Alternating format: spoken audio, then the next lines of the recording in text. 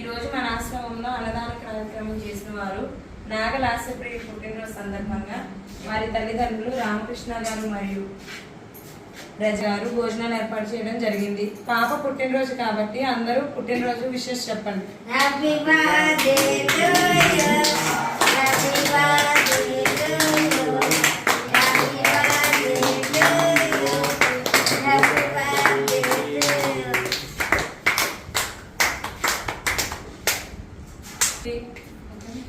మీరు పెద్దవారు కాబట్టి ఈ అమ్మాయిని నిండు నూరేళ్ళు ఇలాగే ఎన్నో బర్త్డేలు జరుపుకోవాలని విష్ చేయండి.